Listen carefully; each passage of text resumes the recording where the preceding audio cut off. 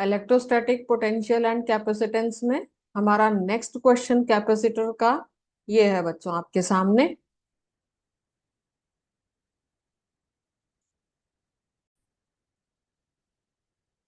अब देखिए यहां पर हमें क्या दे रखा है, parallel plate capacitor with air between the plates. तो ये हमारे पैरेलल प्लेट कैपेसिटर हैं जिसमें प्लेट्स के बीच में जो एयर क्या दे रखा है हमें, एयर। ये पैरेलल प्लेट कैपेसिटर और इनके बीच एयर भरी भरी हुई है।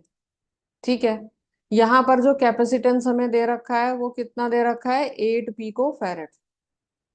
What will be the capacitance if the distance between the plates is reduced by half. मान लीजिए इनिशियली इन दोनों प्लेट्स के बीच का डिस्टेंस दी है, ये पॉजिटिव प्लेट हो गई, ये नेगेटिव प्लेट होगी। ठीक है, दोनों के बीच में डिस्टेंस कितना है, डी।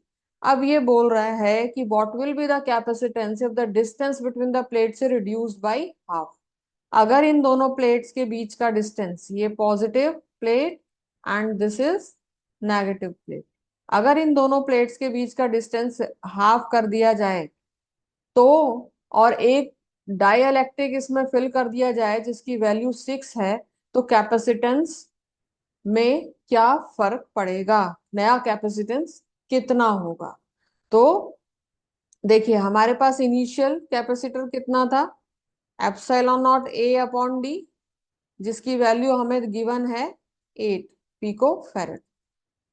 अब जब हमने इसमें इन दोनों प्लेट्स के बीच का डिस्टेंस कम कर दिया, रिड्यूस कर दिया, तो हमारा जो नया कैपेसिटर आया ये कितना आया, epsilon naught A upon D, D. और क्योंकि एक डाइलेक्ट्रिक भरा हुआ है तो वो भी इफेक्ट करेगा इस पर। तो ये देखिए ये कितना हो गया यहाँ पर capacitor, 2 epsilon naught A upon D.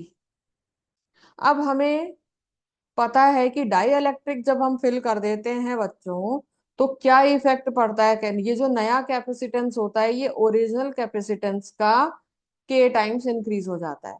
तो अब क्योंकि हमने यहाँ पर डिस्टेंस भी कम कर दिया था तो डिस्टेंस कम करने पर कैपेसिटेंस ट्वाइस हो गया।